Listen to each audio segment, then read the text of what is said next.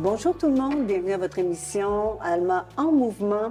Il y a quelques semaines, la ville d'Alma rendait public son rapport concernant la construction pour l'année 2024. Ce fut une année record.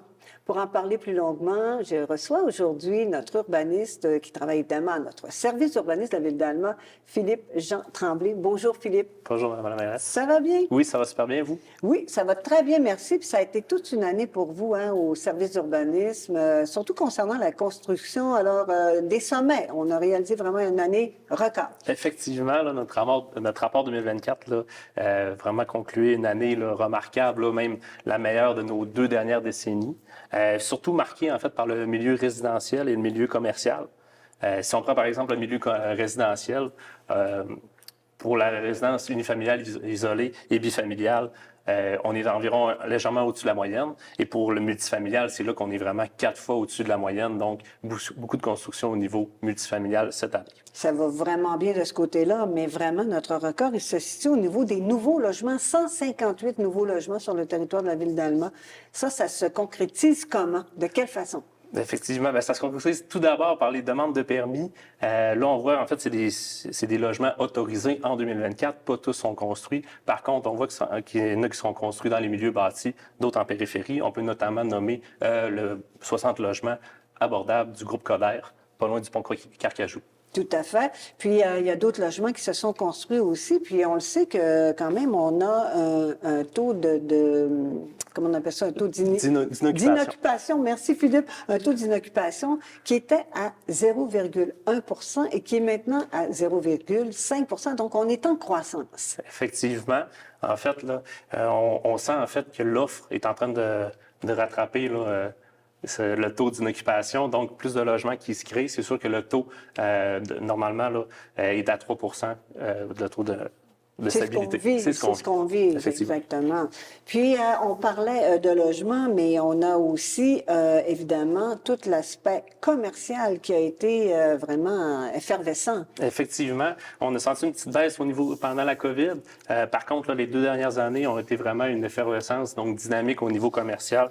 Donc, les 2 meilleures années pour les 10 dernières années. Il y a eu, entre autres, Alma Ford, il y a aussi le centre de vaccination, il y a Alma Toyota, il y en a d'autres aussi. Oui, il y a également le groupe Autocar Jeannois dans le nouveau parc industriel éco-responsable. Donc, et même au centre-ville, l'hôtel universel, donc de la rénovation de chambres d'hôtel. Et ça, on est très fiers de ça parce qu'on le sait qu'ici, il manque 200 chambres. On reçoit beaucoup d'événements, de salons de toutes sortes. Donc, que l'hôtel universel, évidemment, ajoute près d'une trentaine de chambres, c'est vraiment de bon augure, comme on dit. Effectivement. Puis moi, j'ai le goût de t'amener sur les permis, justement, de construction et de rénovation. Souvent, les citoyens vont nous demander, mais quand est-ce que je dois demander un permis si je prévois faire une rénovation?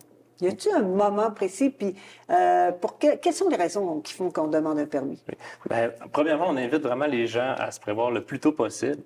Qu'est-ce qui prend un permis, en fait? Quand on parle de travaux de construction, on demande des permis.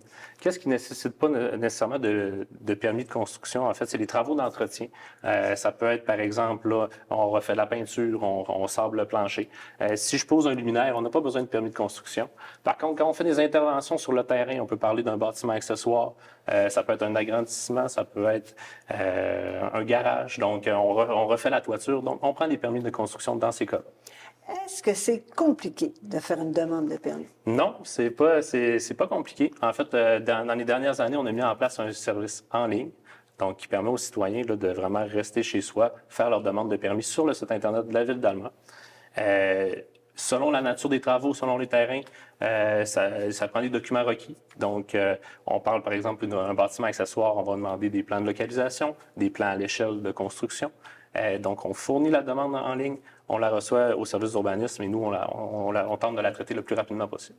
Et puis, est-ce qu'il y a des coûts qui sont reliés à ça? En règle générale, quand on est dans la construction résidentielle, on est autour de 20 $, donc qui est moins cher, dirons. Quand même raisonnable. Qui est raisonnable selon les municipalités comparables. Quand on rentre dans les constructions neuves, là, c'est des coûts variables, donc ça peut changer.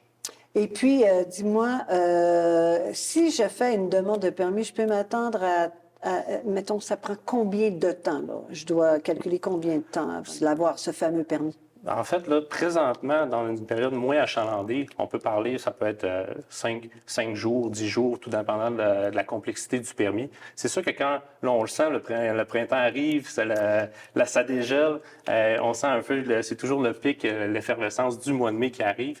On a déjà atteint, en fait, autour d'une vingtaine de jours ouvrables. Donc, ce qu'on dit aux gens, c'est prévoyez-vous d'avance, faites votre demande de permis le plus rapidement possible. Puis, en fait, on travaille également là, pour des permis plus complexes à raccourcir les délais là, pour les demandes de permis. Dis-moi une chose, si jamais je fais une construction quelconque ou une rénovation chez moi et que je les ai faits sans avoir de permis, est-ce qu'il y a des conséquences à ça? Il peut y avoir des conséquences. Effectivement, là, on voit souvent les situations quand arrive une transaction. Donc, la personne a fait des travaux sans permis, arrive lors d'une transaction, le notaire, l'arpenteur qui passe, relève des non-conformités. Donc, c'est toujours possible, des fois, de corriger la chose.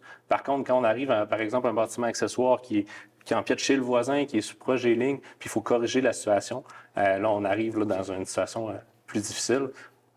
Donc, c'est toujours bien là, de prendre son permis d'avance. Donc, Philippe, ça prend évidemment un permis construction-rénovation. Ça, les gens le savent beaucoup, mais il y a d'autres éléments pour lesquels on a besoin d'un permis. Je pense aux arbres, je pense aux bandes riveraines. Peux-tu nous parler un petit peu plus longuement de ça? Il faut savoir aussi que chaque municipalité du Québec a leur réglementation. Mais effectivement, on prend par exemple la ville d'Allemand, on protège les arbres en cours avant, donc ça prend un permis pour couper l'arbre. On va l'autoriser si, par exemple, l'arbre est malade, s'il y a un risque, s'il est dangereux. Donc, on peut penser, par exemple, aux clôtures, on peut penser à la réglementation sur les bandes riveraines. Donc, il y a plusieurs choses là, qui touchent la réglementation. Donc, toujours bien, on peut passer un coup de fil au service d'urbanisme, on peut s'informer sur la réglementation. Donc, toutes des choses qu'on peut faire. Avant de faire quoi que ce soit, c'est toujours préférable de s'informer. On peut aller sur notre site Internet, mais vous êtes toujours disponible pour y répondre de toute manière. Dis-moi, il y a une nouvelle réglementation provinciale maintenant concernant les piscines. Et là, on s'en vient, l'été s'en vient. Je sais que ça fait un petit bout de temps qu'on travaille là-dessus. Peux-tu nous dire où on en est là-dedans? Effectivement, réglementation provinciale qui est arrivée en 2021, donc du gouvernement du Québec. Donc, toutes les nouvelles piscines qui ont fait l'objet d'une demande de permis sont conformes présentement. Par contre, ceux qui ont été installés antérieurement à cette date-là, le gouvernement avait prévu une certaine forme de droit acquis pour le 30 septembre 2025, donc cette année. Nous, le service d'urbanisme, on avait envoyé des correspondances aux propriétaires de piscines, s'informer à savoir si l'installation est conforme. Puis donc, en fait, ils peuvent toujours nous rejoindre à savoir, pour régulariser leur piscine, s'informer des démarches à prendre là, pour atteindre la conformité. Parce que dans le fond, ce que le gouvernement recherche là-dedans, c'est de venir renforcer la sécurité là, alentour de ces piscines-là, par rapport au voisinage aussi. Oui, effectivement. En fait, ce qui est visé, c'est la sécurité des fois des enfants de la maison, donc oui. La séparation entre la porte patio et la piscine. Également, la sécurité du voisinage, c'est quelque chose qui est recherché. Puis des fois, là, le propriétaire va avoir aussi des questions au niveau de ses assurances. Donc, c'est bien important de s'assurer que la piscine est conforme. Et on sait qu'il y a tellement de noyades aussi. On veut éviter ça au maximum. Effectivement. Et une autre chose aussi qu'on retrouve au printemps, on parle de permis, mais on parle aussi de nid de poule.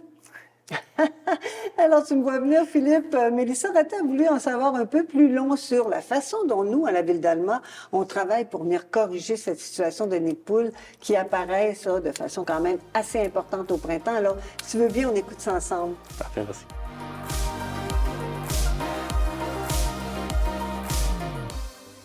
Le printemps est arrivé, ce qui signifie aussi que c'est le festival des nids de poules qui est commencé un petit peu partout. Et d'ailleurs, on part à la recherche de ces fameux nids de poules, mais aussi pour les réparer avec toute l'équipe des travaux publics de Ville d'Alma. Suivez-nous!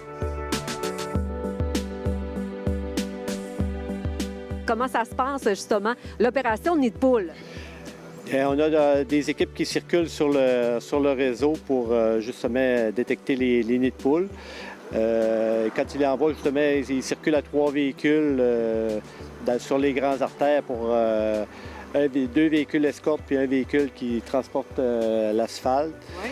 Personnes, justement, qui vont s'affairer à nettoyer le trou. Après ça, chauffer aussi le béton, l'asphalte, oui. Pour justement qu'elle devienne chaude.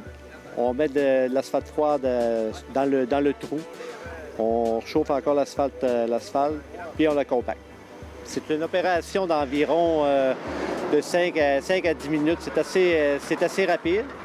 Fait qu'on en fait quand même beaucoup dans une journée. Là. Aujourd'hui, il fait beau, mais même si on a de la pluie, vous autres, beau temps, mauvais temps, vous êtes appelés là, à réparer les nids de poules, évidemment, là, pour la sécurité là, des automobilistes. Oui, effectivement. Puis on a des produits en asphalte là, qui réagissent justement à l'eau, qui sont quand même résistants. Là, on a des cols, des cols puis un asphalte qui est fait pour justement réagir à l'eau. Fait que on en fait beau temps, mauvais temps. Les équipes, combien d'équipes, justement, là, qui parcourent et qui sillonnent les rues à la recherche de nids de poules? Parce que les citoyens et les citoyennes aussi là, peuvent vous téléphoner pour aviser là, l'équipe. Effectivement, les citoyens peuvent appeler à la ville pour signaler là, les nids de poules. Il y a juste à nommer l'artère, une adresse, puis nous, à ce moment-là, on se fait sortir les requêtes, on les donne à nos équipes là, tous les matins pour qu'ils partent avec ça sur la route pour aller les réparer. On a présentement 2 équipes qui sont affairées à ça. Fait que ça roule, ça va assez rondement. Si on fait le comparatif avec les dernières années, est-ce que cette année, c'est plus problématique? Ça dépend toujours aussi de la variation des températures dans les derniers mois, là. Oui, c'est ça. Nous, les nids de poules ressortent surtout lors d'un dégel, ce qu'il y a de la pluie. Ce qu'on a vécu récemment. Exactement. Fait que là, aussitôt qu'il commence à des températures au-dessus de zéro, là, c'est à ce moment-là que les nids de poules sortent. Donc là, on peut dire que vous en avez quoi encore pour le prochain mois, certains, hein? Oui, aller normalement, ça va jusqu'à la fin avril là, ou à la fin du dégel, tout dépendant. Là, mais oui, on a encore pour au moins un mois là-dessus. Daniel, merci beaucoup. Il n'y a pas de problème. Merci. Madame la mairesse, inquiétez-vous pas, on s'en va directement chez vous, dans votre rue, pour savoir s'il y a bien des nids de poules. C'est parfait, Mélissa. Je ne suis pas inquiète. Je sais que nos équipes sont très efficaces là, pour venir réparer les nids de poules. En parlant de nids de poules, bien, écoutez, il faut savoir, Philippe, que nous avons aussi une réglementation sur les poules à la ville d'Alma. Effectivement. Donc, on invite les gens, évidemment, à aller consulter notre site Internet parce qu'il y a une foule d'informations qu'on y retrouve et c'est extrêmement important. Effectivement, consulter le site Internet, on se retrouve beaucoup d'informations. Puis on demande aussi aux citoyens de se prendre d'avance. Donc, Oui. faire la demande de permis de construction tôt dans la saison. Tout à fait. Et moi, j'invite les gens à aller consulter notre site Internet. On y retrouve des fiches info-urbanisme, de la réglementation, bien sûr, sur la ville d'Alma, et aussi tous les programmes municipaux, dont celui du centre-ville. Alors, vous tous, on vous remercie d'avoir été là et on vous dit à la prochaine. Merci, Philippe, d'avoir été avec nous. Ça fait plaisir. Merci à l'équipe de Nous TV d'avoir été avec nous.